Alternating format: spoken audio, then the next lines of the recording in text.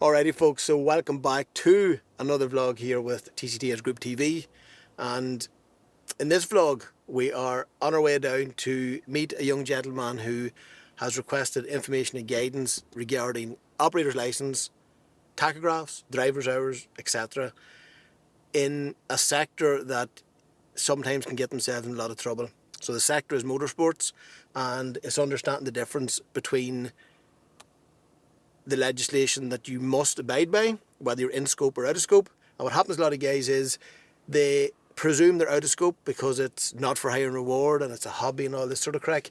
However, when you're at motorsports at this level, and you bring in, say for example, your full-time employed HGV professional driver, well then there is no exemption from the use of tachographs, driver's hours, operator's licence, driver CPC. All the basic stuff still has to be met. So we've dealt with this over the years, and this conversation came up just looking for a bit of guidance and advice, and then that conversation led into another conversation which we're going to highlight today when we get down here. So when we get down here, guys, there won't be too much of an introduction needed because you all will know him. A very successful motorsports guy. Not even going to say what part of motorsports yet. So some of the other information that he has been looking for over the years is the likes of obtaining a HGV licence, Class 2 and Class 1, or a C and a CE, as the young folk call it. So he has a good interest in trucks and transport, and he loves the way people keep, trucks and plant. And I think one of our favourite videos that he likes is the one we done with Darren Murphy at BM Transport, because he has the appreciation of the amount of effort put in to operating, running and looking after a fleet that size. But as I say, guys, there will be no introduction needed. A very successful young fella, and well, when I say young fella, he's probably older than me, like he's just smaller than me, so I call him a young fella. So people like myself who has spent most of their younger years in sports and has had an interest in the likes of motorsports, you only see one side of it. You only see the side that people want you to see, whether it's the television cameras or maybe the magazines that people would read. However, there's a mass of operational activity in the background. It just would blow your mind, and the amount of people interested in this particular motorsports is vast. It's vast. So we're not just talking about Ireland, the UK, we're talking about European and worldwide as well. Anyways, the next time I'll speak to you down on site here, and then I'll also let you know who it is.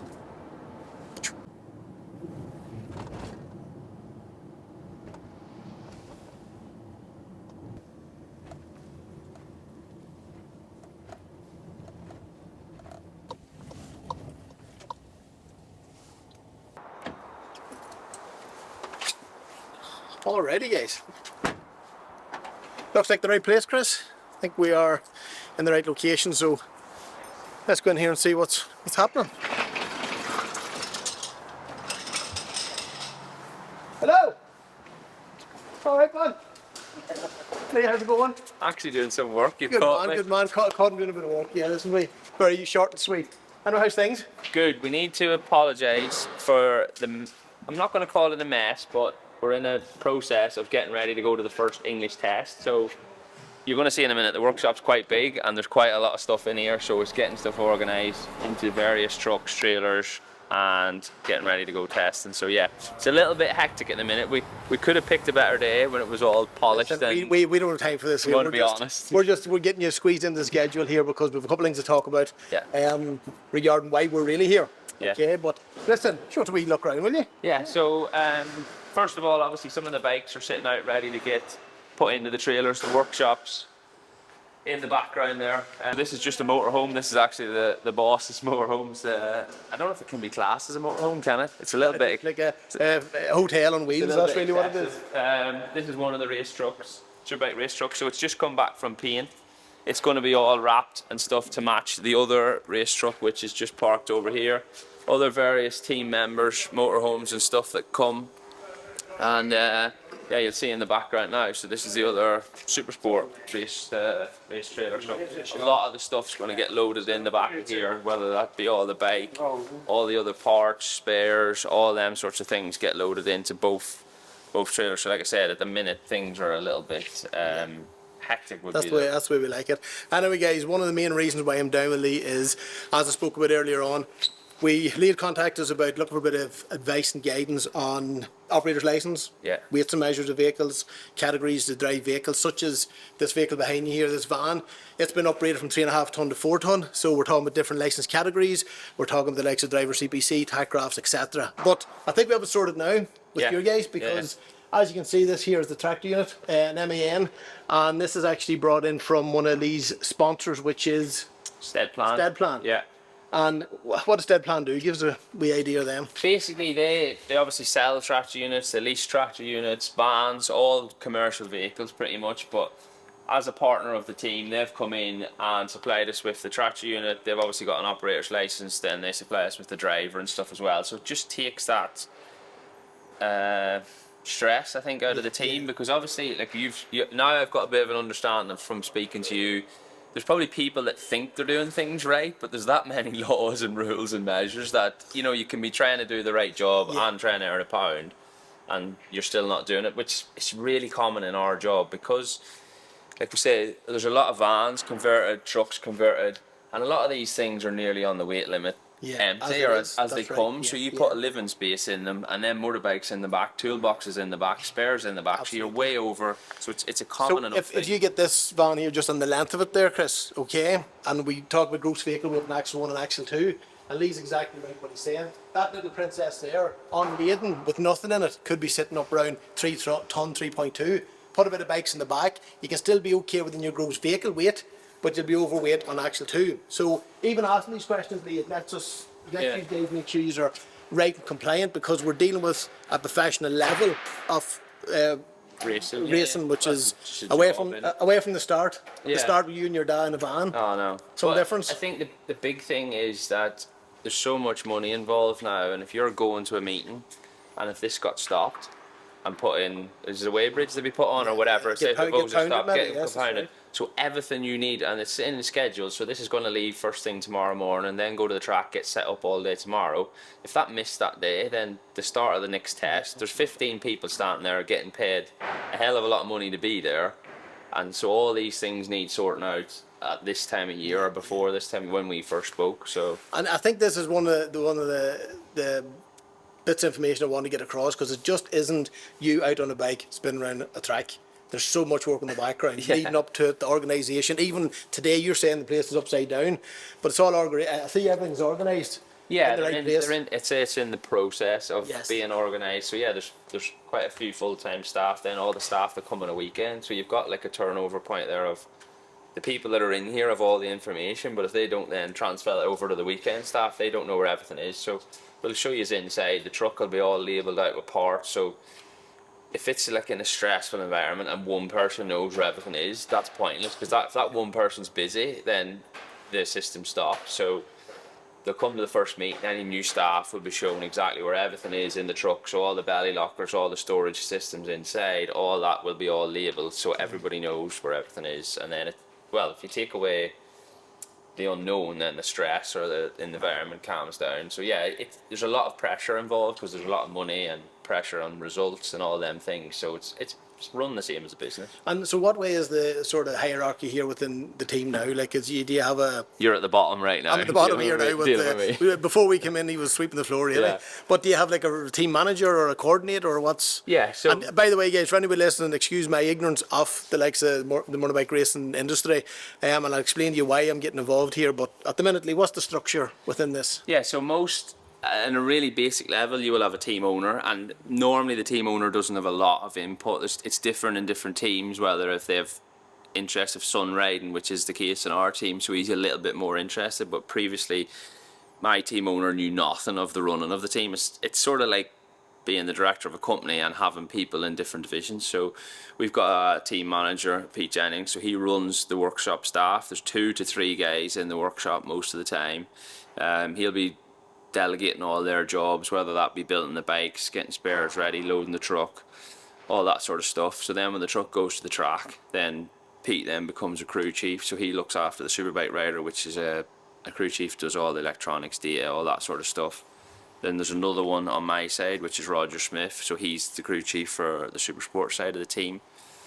And then obviously everyone below that is the mechanics, and you've got like runners, tyre people. So there's a lot of moving parts to try and negotiate. But I think the big thing with that is because there's a lot of pressure on at the time, that emphasise you can't turn up here and on a Monday if you're working in an office and go, I can't really be arsed today, I'll float through the day and get it done. So there's a lot of pressure on, and them cracks get seen straight away. So this is new livery, this is new logos, this is new race team from what you were last year or the year before? Yeah, the big thing is the team is quite young, so that's why there's a lot of development going on in the workshop and everything. The previous team I rode for was there for 6 years, so it was a well-oiled machine and things you didn't have to think about, which is all these things have to get done now. And Pete, as I've mentioned before, has the task of doing all that, so it's not an easy job. But yeah, the truck's literally in the last 2 weeks has been all rebranded again, which I think looks really good.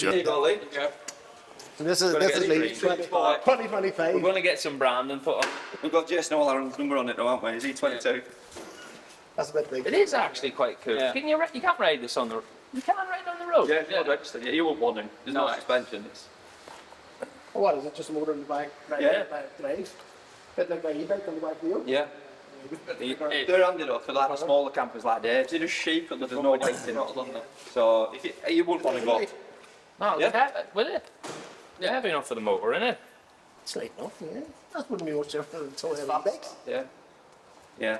So and it's a nip to the shop in it. That's it. And come here. How did you get into the racing? It were when I first set up in 2006. I got a lad working for me who were into doing track days. Yes. I'd rode motorbikes from being on the road from being his age, but never done anything on the racetrack. Then this lad Adam worked for me. He said, "Come and do a track day with me." So I said, "All right," and did a track day. One track day, you're hooked, aren't you? So I raced myself, raced at Superstock, did Thundersport for probably about 10 years.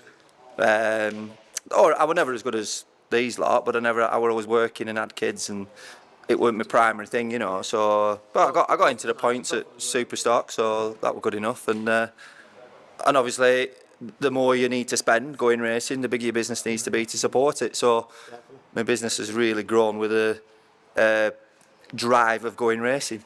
So, so it was like, and a lot of contacts as well through the racing community. Everybody knows, what it is to go racing, and they're hard-working people. And if you're going to do that, you've got to put everything in, haven't you? Do you find the networking good, the marketing good, the advertisement good from it? Yeah, massive. Like-minded people, and if they don't know somebody, somebody they know will do. And for me, it's like, meeting Lee now and getting him on one of my bikes this year has been really, really good. It's been good for my boys because they're looking at what you need to be professional in this sport because they're trying to do it as a career. So then we've got businesses sponsoring us because we're more professional. Yeah. When you're trying to get sponsorship from Freddie and Charlie, who are relatively unknown, nobody really. To be honest, it's a tough industry to get sponsorship for. Like anything else, it just goes by results. You know what I mean? It goes by results, yeah. You, as soon as you look at Rossi now. That's look at Rossi, you think, right, well, he's the world's best. Yeah. Well, one of the world's best riders, and the minute he stopped racing, his name starts fading, doesn't it? That's right. But he's still heavily involved in racing and stuff. But it's the same for us, and the same for Lee. When he had his accident at the Northwest, you soon phase out of the paddock, don't you? Right, so you can only ever go year to year in this game. It's funny, before this crash, we had a lot of guys lined up for main sponsorships and all. Yeah. A lot of big, as I say, from our contacts with engineering, fabrication, logistics and 3PL, 4PL aviation, we had a lot of guys set up for it. Yeah. And as soon as that happened, the phone calls I was getting was the opposite. Yeah. What's going to happen now. So again, if you're sponsoring somebody or you support them in any way, it needs to be from throughout the whole season, no matter what happens. But some people call it in. I'm investing in the lads. Like my investment in Lee and the team this year. I mean, I'm the main sponsor. Yeah. So I don't even want to know what it's costing me. But the idea is Freddie and Charlie have mentors. Yes. Yeah. And Lee's obviously a bit of an older rider. So as he phases out of racing and he becomes less competitive in the next few years, maybe 3 or 4 years, his role within my team will be imperative to Freddie and Charlie, who are only 16 and 18. But I think it's even from the health, the fitness, side of things as well. Oh, it's massive. You know what I mean? Is having Yeah. that mindset to say, okay, well, we need to be fit, we need to be lean, Yeah. we need to be flexible. Yeah. And a lot of racers, they're not run at certain high levels. It's the opposite. Oh. Well, sure, what I'll do, even Joey Dunlop and all them guys over the years. Yeah, massively, yeah. We bottle of beer in the break, and that's okay. Yeah. Smoking. That's what they used to do. That's what it was like when I was racing. You could get away with having a Chinese. Now they're on, strict diets. They're doing yoga. Yeah, they're doing everything. And truth be told, they need to be, don't they? Yeah, absolutely. So Yeah. they're athletes, aren't they? And they're actually an underlooked athlete, because compared to a lot of people training for other sports, what they're doing here, and the cycle rides they go on, the diets and the physios, like Lewis, who's riding for us as well in Superbike, he's had an injury in Spain, but he's in the hyperbaric chamber every day. He's getting infrared treatment. And these guys work. Yeah. And then go and ride bikes. If you were looking at any other sport, anything, football or, they're doing it for a living, aren't they? Right. That's all they've got to concentrate on is how do I stay in shape. I was talking about the golf with Rory McIlroy. Yeah. It's the same as bike riding too. It's a lonely sport. Yeah. Because it's only you Yeah. in the sport. It's not like football or rugby or anything else where you have Yeah. your team around you. You have your team in the paddocks, you have your team in the background. Yeah. But when you're out in the bike, it's only you and the bike. Oh, that's it, yeah. Same as Rory McIlroy, it's only Yeah. him on the Yeah. on the golf course. Yeah, well, that was a good thing for me. Riding the bike was my sanctuary for all the stresses of everything going on. It's like I fly planes now, and I started doing that 4 years ago, and that's replaced me riding to a certain extent. Because when you get the most out of that? oh, it's phenomenal, but you have to concentrate. So there's distraction from all that goes on in work. I mean, you'll know yourself having your own business. It's just people think it's easy, and But as we always say, it's one of the loneliest places in the world you'll ever be as a business owner. It doesn't matter how good a team you have or as big a team you have. Yeah. All comes back on you. It does. Like you just can't close the doors and leave it. No chance. Anybody else that works for you can leave it, just drop Yeah. out the night before. Yeah. But it's I once had someone from HMRC ring me up and say, "Is there anybody in your business on less than minimum wage?" I went, "Yeah, there is. Yeah." They said, "Who?" I said, "Me." right. So what? So well, actually, in the last few years, I'm taking like the minimum out of this business, and I'm doing 100 hours a week.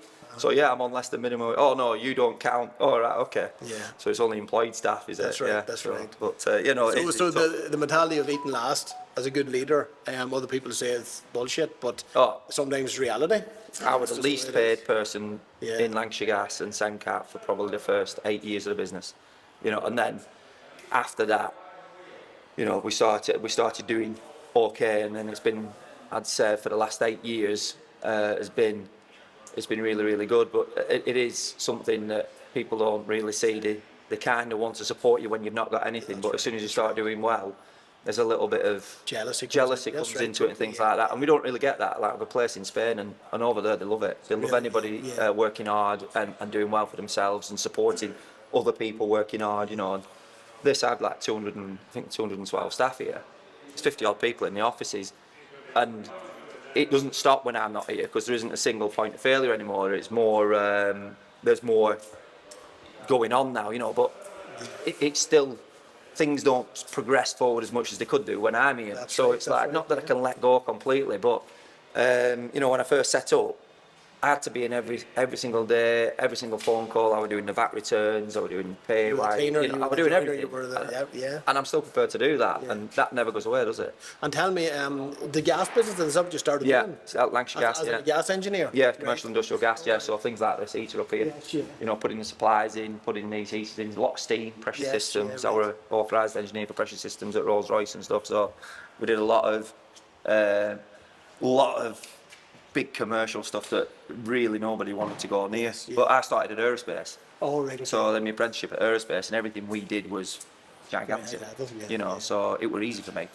And you're always coming into places like that and working on a heater there rather than in someone's house. Could be all in an house, So it were better, but it is more specialised. So, And then how did the facilities, was that just a bolt down, people looking for you to do it were, my background was British Aerospace, facilities company, Drake and Skull and MCO facilities. So I did maintenance engineering, but I specialised in pressure systems, so compressed air, steam, generation, all that sort of side of things, hydraulics and pneumatics.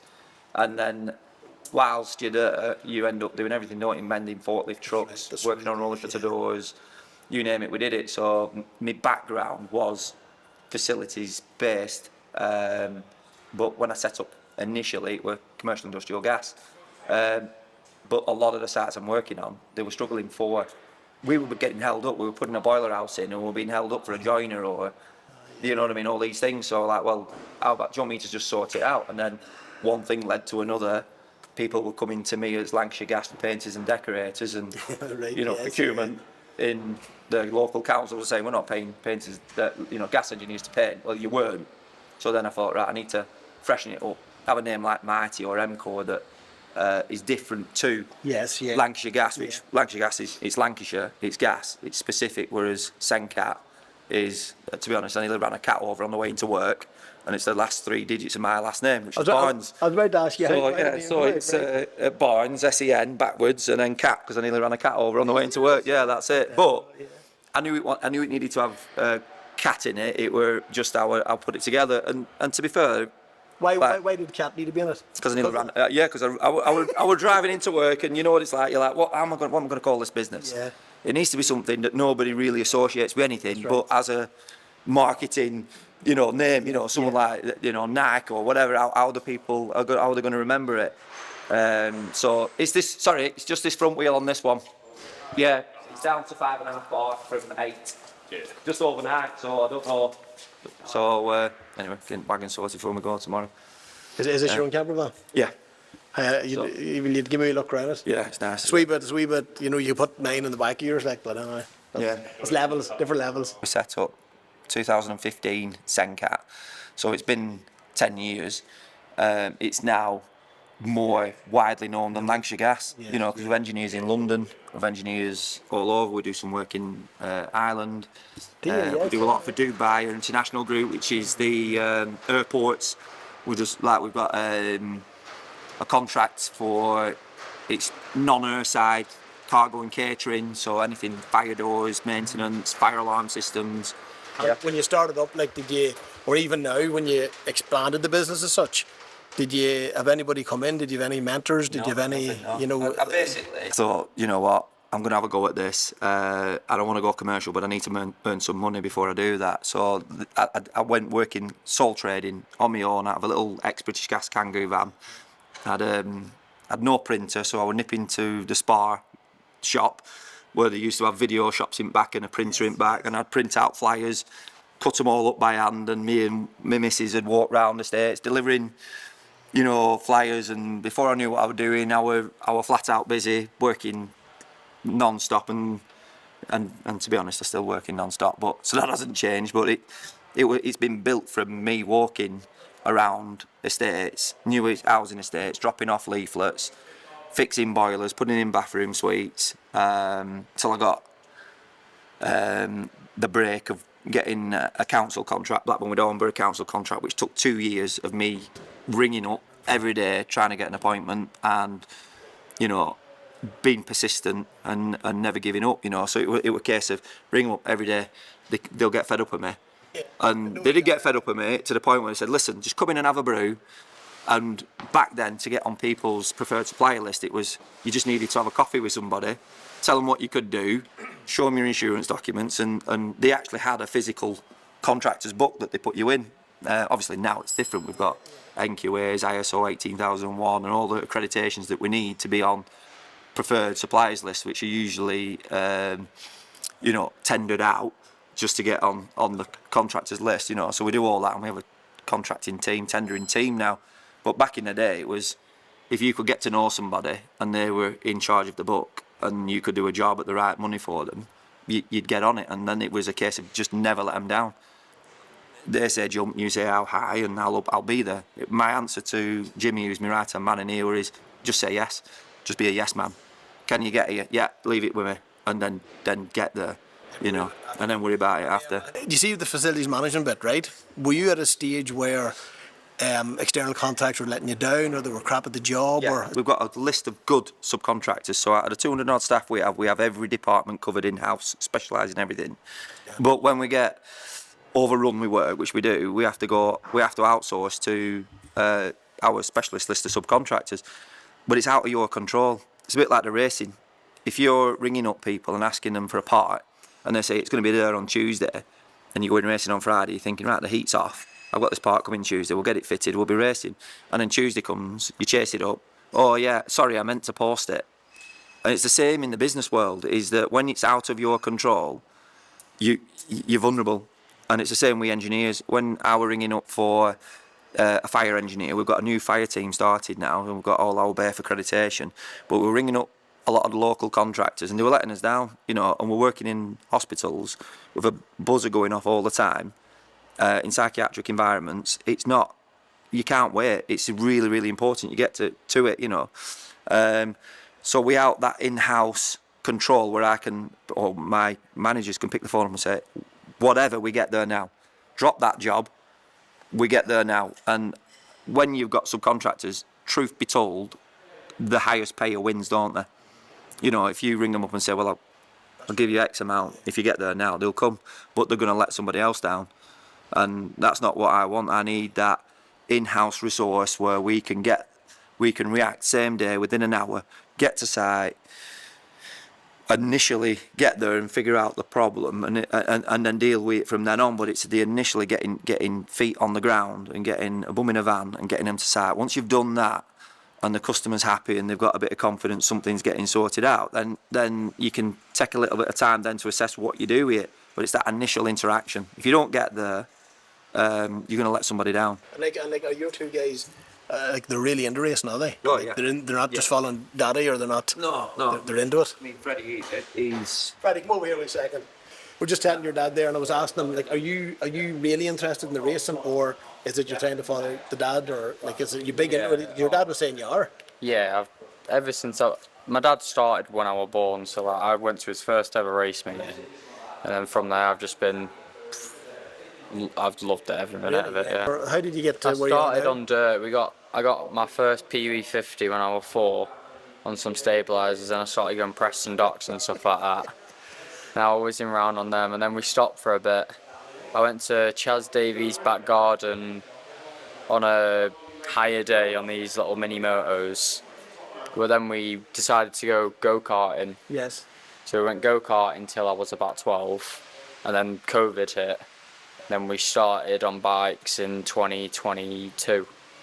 We got our ACUs done in Feb 2022 on 400s, and then from there we just Good man. Good man. got there to BSB at the end of 2022. So what way are you now, as in leaderboards, or what way? Or He's what in level, British or- Supersport. He's Yeah, with Lee. So thing is with Fred and Charlie as well. Oh, yeah, sorry, He's- you're on the same level as me? Yeah. Yeah. Playboy? Yeah. So, but I didn't take the club racing. I've just dropped them straight into British Championship. Yes, right. So they did a year on 400s, didn't you? Yeah. And then I thought, do you know what? He's a big lad. Let's get him straight on a 600. Well, it were actually by accident, weren't it? I built you a brand new 400 to do the 400 championship, and we were testing in Spain. And I had he crashed his 400, Smashed it. and I had me Wrecked it? me old Yeah. faithful 2019 BMW Right. 1000cc bike, and he was 15 at the time. So I said, just take that out for a spin, see how you feel. Next thing is about a second a lap off me. First time on it, so I'm thinking, right, yeah, he suits the bigger bike, doesn't he? Yeah. So then we had a Aprilia RS660. You went out on that, didn't you? And loved Yeah. that. So then we were like, right, what championship do you get the most track time, most coverage, and you're going to be riding around professional riders, and it were British Supersport. So we started mingling with Lee because Lee had all the R6s, so I bought all the Ashcourt R6s off Lee, Right, which are okay. still here, dotted about. And we went racing on them, didn't we? Because Phil Reid really looked after us with price.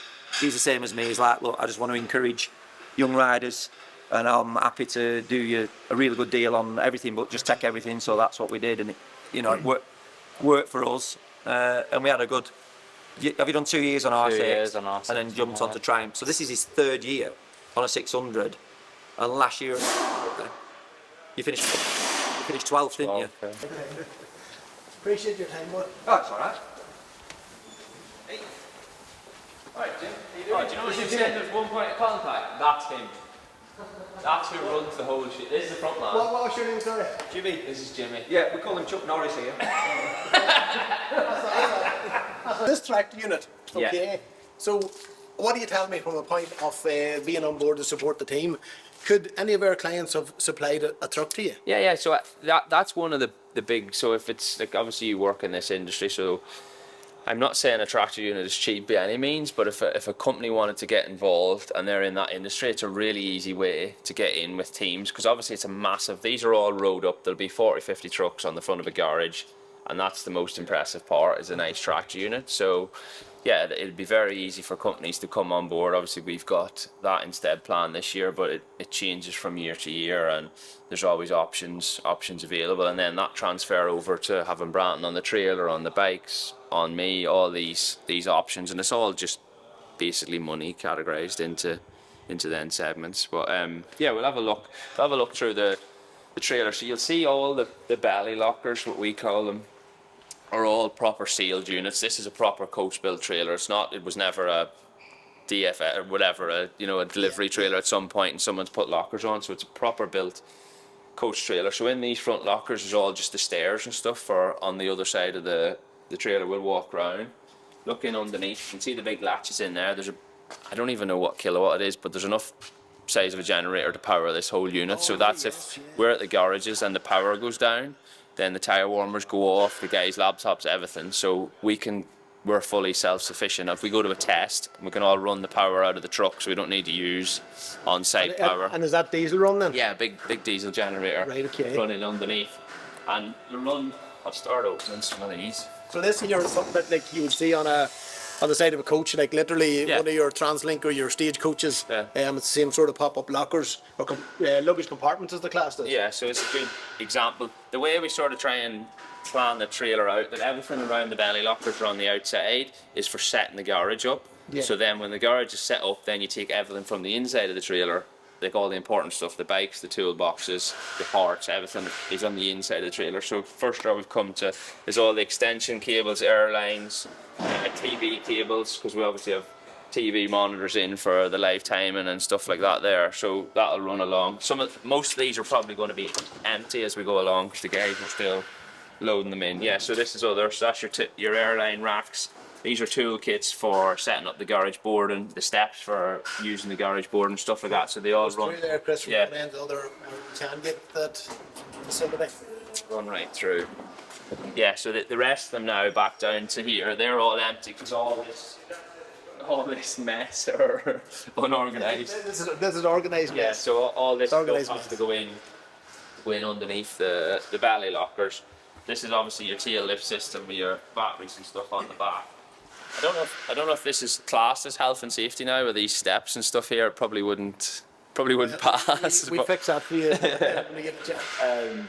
So in the full aluminium tail lift, Yeah, so just for weight reduction. and And this tail lift goes the whole way up the back of the. We'll maybe close. yeah, up it's later a on. sealed unit, and then what you're stood on now is a door. So then another set of steps go onto here. So you've got a side entrance, which we'll look at in a minute, but then a rear entrance, because this would always be your garage. So you can go in and out right, to the yes, garage, and then the side entrances for the office and stuff in the front. And what with these two bottom lockers? What's in here? That was actually for if you were running an on, and we don't run an on off the truck because we're always in a garage, but for big length poles, and it latches on the side of the roof clips and stuff. But it's not great for the body. It's a fiberglass body, and it's pulling on them all the Yeah, time, and it's yeah. not ideal for. Yeah, well, you fit to get up there. Okay. All right, up. Just cut this wee bit out. If you notice the height of the benches and stuff, it's designed because it was originally a car racing team, so they run maybe 2 or 3 either touring cars or single seater cars right down the side of the truck. So just for guys watching, so this used to be for Formula 1 gears. It was either been Formula 1, but some sort of a single seater team. I don't know who Yeah. bought it before the previous the team. tail lift comes up flush Yeah. with these ramps. The car then is pushed on usually. Yeah. And then the guys get out through the front entry. Okay, yeah. So yeah, basically everything in the truck is designed for storage. So they're not back in yet, but this will have spare engines in.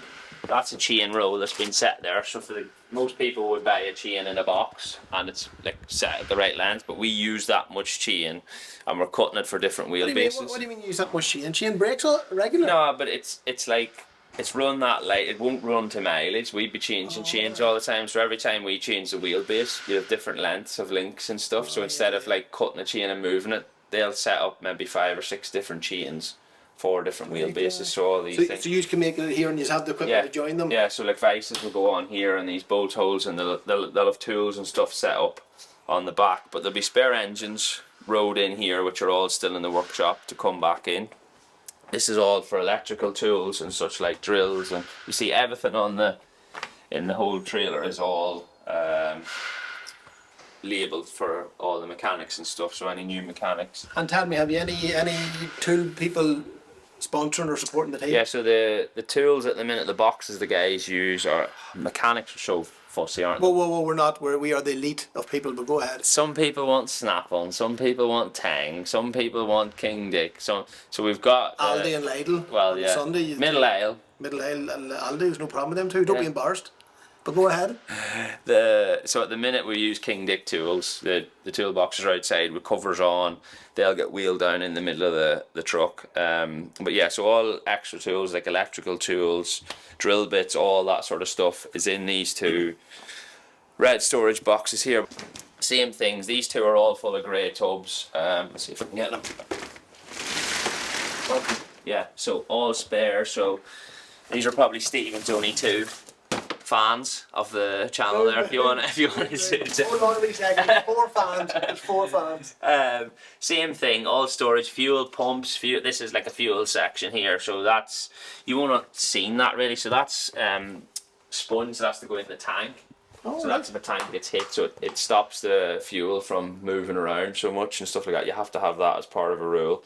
But yeah, all storage. These 2. Sorry. So why is it so much of it there? Just spare. It just absorbs it. Yeah. And then Well, you it change sometimes gets damaged, and you always need spare if it needs a little bit more packing in and things like that. There. Yes. These boxes are just flight cases that have been set in.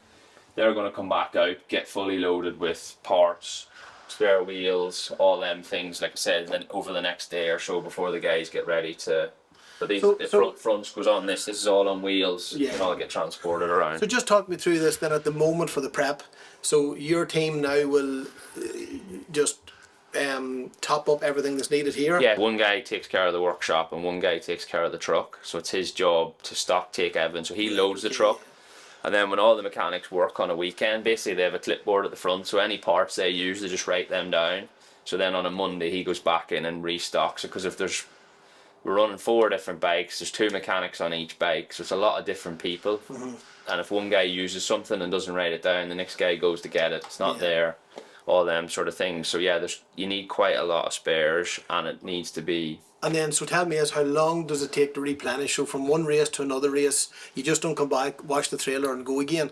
No, so all the bikes get stripped. So there's a lot of parts on the bike that'll be mileaged and not like a normal person would drive something to it breaks, whereas like exhausts, all these things will have mileage on them. So not just the motor. So the crew chief keeps mileage of all the engines, and then the bike, chassis parts, all them things. So it is a business. Yeah. It is a business. There's no 2 ways about it, and that's where we got interested in the likes of, coming on board with the team, because from a market and advertisement point of view, I see so much potential with it of attract new contacts and networking that's outside of our remit. Yeah. And we can see that working already, which is fantastic. When you see the big companies that are involved, they're not involved for a hobby. Big companies take it seriously, and that they're involved because of the marketing benefits of every weekend there being 20, 30, 40,000 people there. The hospitality units have a few drinks, do some business, get to watch some racing, have the atmosphere, and it's probably quite similar to going, like I've said to you, going to the rugby, if you're into football, all them things. So, and the good thing about motorbike racing is it goes all around the UK. So one weekend we could be at Scotland and Knockhill, the next weekend we're at Brands Hatch below Kent. So if you're in the industry of having dealerships or different in parts of the country, different jobs, so it's beneficial in that way. You are now what could you say, a mentor to a couple of young riders, and I think that's massively. Makes me sound old. Well, I'm not saying you're an old man. I was going to call you a teacher, but Jesus Christ, what would you teach them? Falling off? I know. So getting that mentorship and getting younger guys in, especially with good race owners, it's something that the industry doesn't really do, does it? The biggest compliment someone can give you is say, "Oh, will you, not only teach them about riding a motorbike, but how to conduct yourself in that environment." You know what I mean? Whether it be talking business or because these kids have got crew chiefs to talk to. They're 40, 50-year-old men, and like them guys aren't used to sitting on TikTok, or do you know what I mean? So it's the crossover points. You have to tell them how to carry themselves in that environment when the pressure's on and all these things. So that interests me, and it's something I'll do definitely after riding a motorbike, and then the business side of possibly running the team and stuff like that as well. It all interests me, and I'm lucky enough to have a really good boss at the minute that's also interested in that as well. Because you are still racing and you are at the level you're at the minute. Like these guys are coming in at like, you know, like an old trainer in a boxing club that he fought 40 years ago, and now he's talking about the old days. You're still live at it, and they can watch that, as you say, how you conduct yourself, the social media, the fans that you have to deal with, the headaches you have to deal with, you know, and then the concentration level as well, getting yourself focused. I was chatting to the two young guys, which will probably be within this vlog for a quick chat, and even the likes of fitness and diet. You're telling guys at 16 and 18 years of age that they have to look after their strength and their fitness and their diet. You know what I mean? Everyone sees all the good stuff, the easy stuff, that's fair enough. It's the same in any sport, you know what I mean? It's like, but trying to instill that in them, and even people think now, like I've had a couple of tough years, even with injuries and stuff, but I think the one thing you can't put in anyone is want. Do you know what I mean? You can teach people to do anything pretty much, like within a level or how good they're going to get, but you can't put want into anyone. Do you know what I mean? So if the want's there, then it's easy to train. It's a lot easier to calm someone down than to fire somebody up. But That's right. That's true. yeah. So there's a lot of factors, and it's the same with business. I'm lucky. I've got some really good companies involved, and it's nice for them to get back. Like I see that as a positive when I do well, and it's like coming good on doing an agreement really. If you're winning or at the front or on the podium, I've said I'm going to do X, Y and Z, I'm doing it. There's your value for money, there's your TV time or your social media time and all them things. So it is a nice feeling it's like going to do a contract or delivering a part or whatever. If you say you're going to do it at X time, then you've done your job, haven't you? How many mechanics is with you at the moment? Crew chief Roger, that sits on the laptop, does all the data suspension. He doesn't touch the motorbike. And then 2 mechanics. So you've normally got a front mechanic and a rear mechanic. So one guy does the front wheel, front end of the bike, change the front suspension. The other guy basically splits the bike in half. They obviously cross over at points, but the majority of things, yeah. So he'll always take the front. One will always take the front stand off, the front tire warmer off, check the front pressure, and then the other guy. So there's never then any confusion of you should have done that. Not that there would be. They're both very, very professional. But yeah, that's the way it works. Some teams are maybe a little bit different, but that's the majority of the time the way it works. So they'll turn up. The guys in the workshop do the bikes. My 2 mechanics on a weekend aren't full time anymore. They were in the other team, but they'll still get to the track. They'll still probably take the bike apart to an extent, look through everything till they're happy with it, and then go again before the test or the race start. So. And what bike are you racing this year? Or what bike are you racing? Triumph 765 in the British Supersport Championship. Yeah, so we've got some support off Triumph. We're not the factory team, but then it's even nicer to beat the factory team in it when you're not. But yeah, we get some support off Triumph with parts and bikes and stuff like that there. And but yeah, there's things like that where there's connections in the industry of big brands and like even like companies like yourself, like what we've said.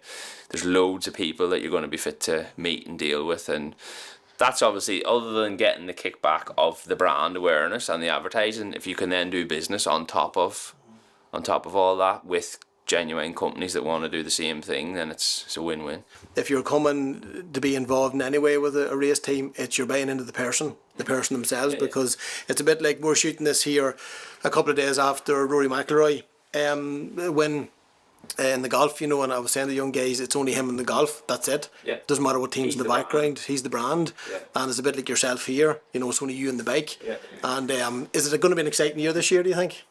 Like what you say there, I really appreciate the people around me. Do you know what I mean? I'm grateful, but the shit stops with me. Do you know what I mean? If I'm winning, everyone thinks I've won. If I crash, it's me that's crashed. So it's like it's great to have that network, but the second it's a sole sport, you know, you haven't got a team out there, and if someone misses, someone will pick the ball up, or the shit stops with me. But I enjoy that. That's more of the pressure and then excitement and adrenaline, I suppose, that you get from it. But yeah, we're gonna have a good year.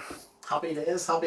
Right, take it up to the front of the All right, so yeah, this is on both sides. On on both sides now is all wheel racks. They've just set some stuff in there. So spare wheels, this is all the rear wheels in here. All the front wheels will be in this other side with other, there'll be spares for the wheels and stuff, spacers and stuff in all these boxes. And jumping back, they're still loading up all the drawers, so the parts and stuff sitting around. But if you see here now, everything's labelled up with what it has in it. So air take, air box, throttle bodies, all that stuff is in this box, air scoops and stuff. All the sprockets will be in. All the sprockets will be in. And how long have you this trailer now, Lee? So they bought this off the previous team, so I think probably 7 or 8 years. So yeah, all the sprockets will be numbered in different sections. You've got all your fronts. So someone, if they're in a rush, they'll run into the truck, go, I want a 46 or 48, whatever, go bosh, that's it. So all ready to go. Sprocket carriers, because that's what you need for the sprockets. Right beside. All your suspension parts, suspension tools. So every drawer in the front here is like that. So this is all a Pro Bolt order. So basically in this box now, these are all titanium, not small, thousands of pounds. Titanium, yeah. So all that stuff will then get loaded into these drawers over the next 2 days. So then, and then it's, yeah, basically they're all the same. They're all just loaded and with. what sort of, would you know what sort of money would be sitting in a race truck at any time? You know. Yeah, well, so it has to be insured then for moving as well, and then insured at the track and stuff as well. So yeah, there's well, if the trailer's 100 grand on its own, each bike's 35, 40 grand, depending on just super sport. Like a super bike will be 80, 100 grand. Yeah. So if you have 2 or 3 super sport bikes, a super bike, and then all the spares, wheels, you've hundreds of thousands of pounds in the back. And then that goes back to what we were talking about earlier about the likes of not complying with operator's license or tachograph legislation. Especially you guys they usually be going to Europe as well. Yeah. And the truck and trailer will be going out to Europe, and you'll not get away with this old putting on the side of the door, not for hire and reward crap that we get. So again, it comes back to understanding what you're moving, the price you're moving at, and everything that comes with it. But yeah, totally agree. So then, yeah, just through into the front. So obviously there's. Whoa! Who's this lad? Where's Henry? Oh, this is Henry. Henry's even got his own box and everything. That Henry is about 15-year-old, I reckon. He stays in his own Henry box. He gets stored in safely. So yeah, he's been part of the team probably longer than me. Well, I see you don't know how to use them, but it's good. Yeah, so obviously there's a side entrance to the door. That just pulls shut, so if you're normally coming in and out of the office and stuff like that there, steps railing around the side. But then this is just used for, we'll do the main debriefs in the garage, like sitting with the crew chief, but then if we want to come out of the garage, sit quiet, if you need it as a meeting room, coffee machine, microwave, all that stuff in there, sink, aircon unit, heating unit, printer for timesheets. So it's a proper body build. Oh yeah, it's all, yeah. It's not I don't know what the right word would be. Yeah, we haven't built this ourselves. It comes from a coach builder, but yeah, it's proper. So there's actually a night heater in it as well, a diesel night heater. So tell me this, because one of the big things that I wanted to highlight on the YouTube channel is that actually getting involved with the team, right? So one of the big elements that we're interested in is the corporate side of it, the corporate packages, the advertisement, the marketing, you know, to get them even our own business and company name out. But more importantly for us is bringing our own clients to the likes of events. And as I said, within transport and logistics, especially in compliance and health and safety, a lot of guys are interested in motorsports, especially motorbike racing. So what our aim this year is to bring our clients out to the likes of these corporate days. What all do the guys get for that? Because I said to you at the start, what do we get, boy? I want money, I want value for money, right? And but you explained it to me and it makes sense. Will these people on the other end of this camera understand how tight you are and what you want for your money? Chris, cut that bit out, right? Move on. At every event, there is a full hospitality unit. You can have that for normal to bracket really down for the simple. Not for the simple person, but for someone who doesn't understand, a weekend is classed over 3 days. So Friday is free practice, 2 sessions or 3 sessions. Not that busy, but there'll still be 10, 15,000 people there. Saturday, qualifying, first race of the weekend starts. Saturday's sometimes now even as busy as a Sunday. So you can have a full hospitality package on a Saturday, which is you turn up, get your parking space, come in, you'll be brought into your hospitality unit. Normally between 100 or 150 people are in this unit. You can have a whole table, you can have small members of just 2 or 3 people, whatever the party, it'll all be organised before. Sit down, have your breakfast, have your lunch. Free drink starts at lunchtime. Not that anybody on here will be wanting free alcohol. Well, unless it's Diet Coke. I should be sponsored with Diet Coke. Yeah, then there'll be an option to come down the garage, meet the team, have a look around. Obviously, it's a high pressure environment. That'll be in between sessions.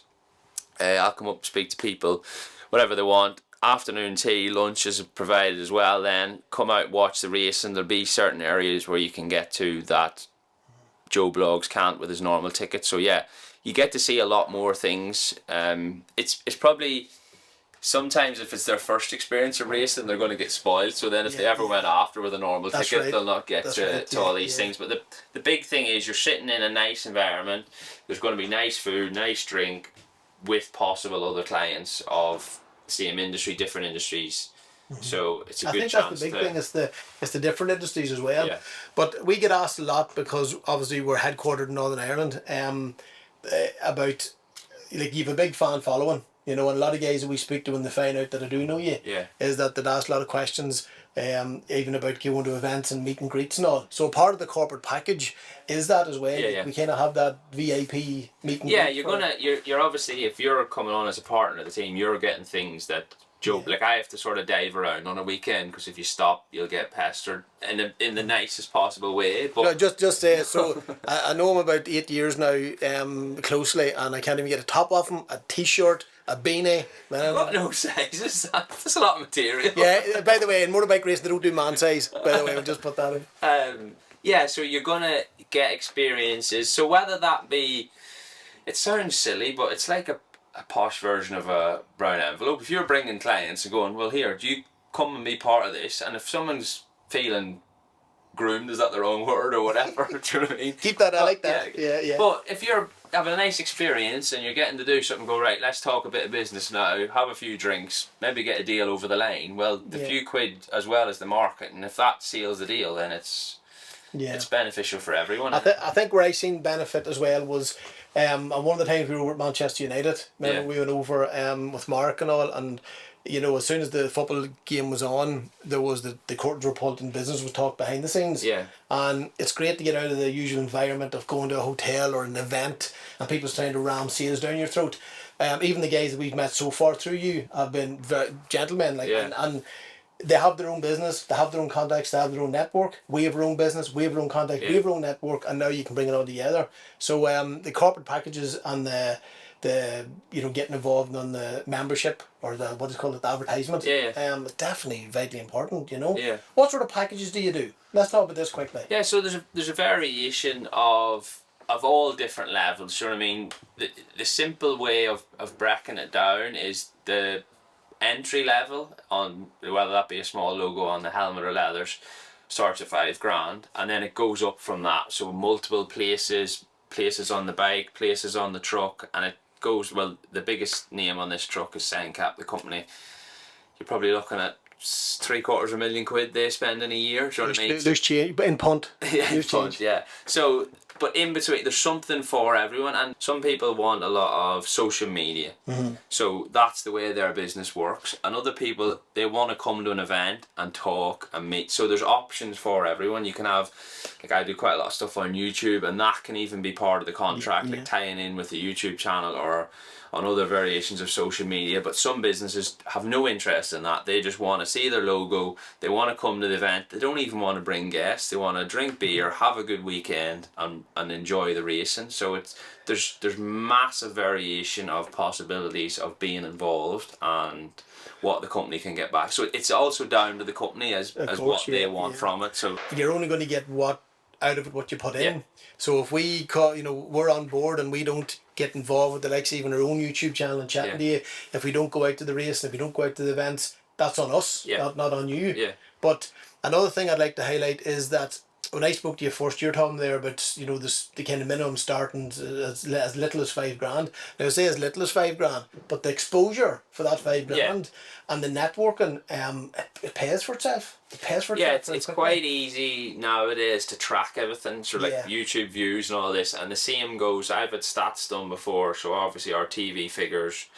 If you're averaging 30,000-40,000 people a weekend, whether that be on posters, the truck promotion, you know what I mean, all these options. So yeah, if you went into different sports and tried to get that, like whether that be football or things, the money then is massively elevated. So I think it's easy to me standing here saying you get value for money, you know what I mean, but I believe in the product, and I've never really had anyone come to me at the end of the year and go, oh, well, any chance of a few quid back? Do you know what I mean?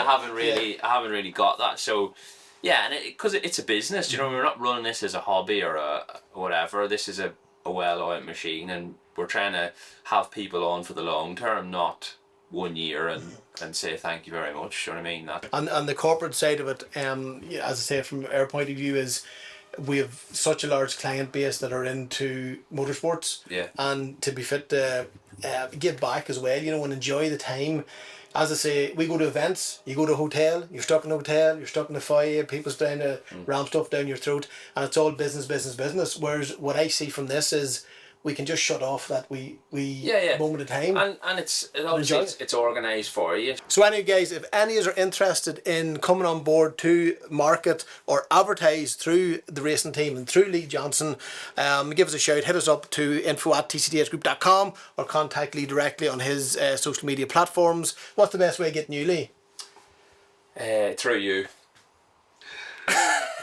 So that'll be our fantastic team in the office in the background for me or him. But if you do want to get involved or you want more information, guys, come and speak to me directly or drop me a message, because I'll tell you exactly what we're getting for our money here. So yeah, because your understanding of it now is good. Do you know what I mean? Because you were the same. Completely different. You had no idea on how the whole system worked. So yeah, it's been interesting. But I've got something I really want to show you that I've had done. Is it clean? Yeah, it's even better than clean. So let's go and have a look. There's steep one. Yeah. So first of all, obviously we've got the branding on the side of the race trailer, which is the first thing that we spoke about. That's what I'm talking about. Don't worry about anything else in that trailer. Chris, you just get that logo tctsgroup.com on the side of this vehicle. It actually makes it, Lee. Yeah. It does make it, to be fair. Go ahead.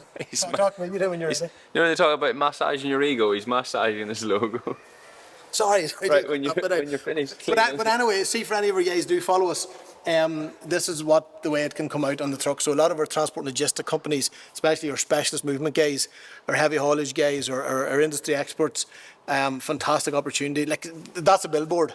Yeah. You know, that whole truck and trailer is fantastic with the market and research. And as Lee said, being involved in his social media channels and him coming out, there's different packages you do where you can come out and vlog on your channel with. We've got I don't know if brochure is the right word, but a booklet that explains all that easier. So if people do get in contact with you or me or whatever, we can drop us an email, guys, and we'll email you out the PDF copy of the brochure or the right, enough waffling. Right, what's going on here? This is what I've got excited about showing you.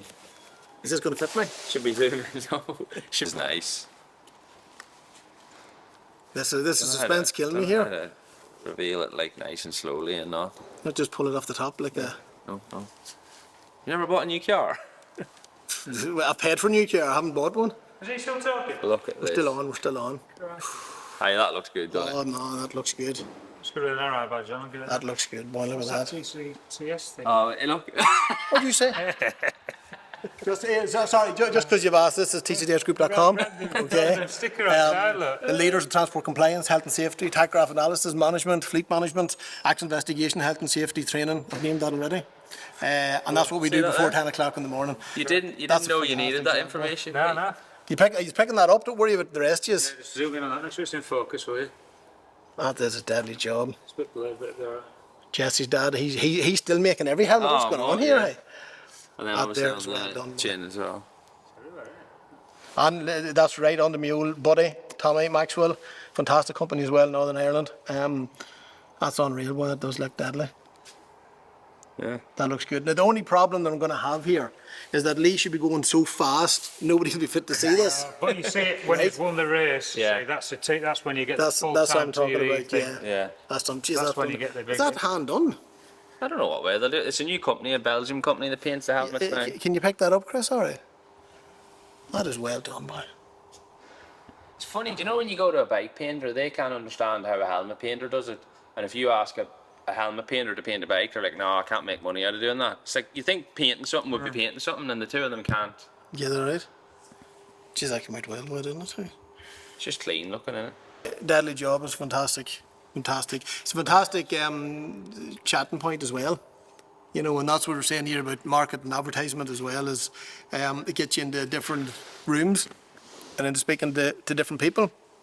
But It's not often you get excited about another man's helmet, is it? that's true, yeah. Well, I did. No, I'm not going to say that. Not say that for this one. So tell me, is who? Just now, not that I really want to talk about them, but who's the other sponsors here? Just give us an update of who's who. So obviously, Phone a Cab, who we Phone a already Cab, spoke well, about. yeah. JCT Truck and Trailer. This is a big, I'm going to say fleet management company, so they do a lot for, Andy's going to say I'm wrong in saying this, Aldi or Lidl, so they supply a lot of the trucks, but 90% of the trailers, I think. All right, okay. So the higher Companies, truck but then trailers, but they then obviously service them, maintain them, repair them. It's like a R&M package. They put out repair and maintenance packages. Yeah, Yeah, deadly. they do everything. So Where are they based? Midlands, so Hinckley, Hinckley area of And no, Tamworth, Tamworth. What's the guy called that owns it? Or Andy. that you deal with, Andy? Yeah, really good. So Andy, if Absolute you're manic motorbike fan. Is he? Yeah. Yeah. Andy, if you're watching, we're going to land out and get a wee YouTube video with you about your He's got business, some because beautiful that is our deal trucks there. as well. Yeah. And then JNS, this is another supplier of the team. It's a big, well, it says motorcycle accessory and clothing, so they do to get other guys' leathers and all them sorts of stuff. So yeah, so there's obviously a few more blank spots on the side of the belly pan, and options on the bike and helmets and leathers and all as well. So after watching this, people are just going to be.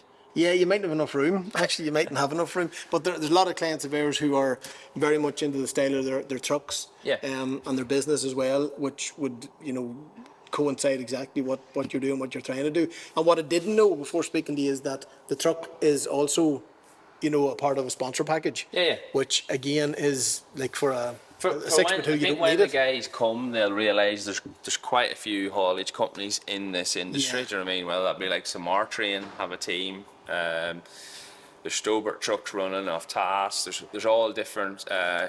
Fly by Night, I think, is one of the other haulage partners. For most teams have someone like that, and it's in their interest then to have the nicest truck there, because if someone's parked beside you and makes yours look like a shed, it's not really. Well, here we have a number of clients out there, and you know who you are, who like a bit of bling, and represent their business with some of the most loveliest looking trucks, the best kept trucks, working trucks, by the way, not just show trucks, but working trucks.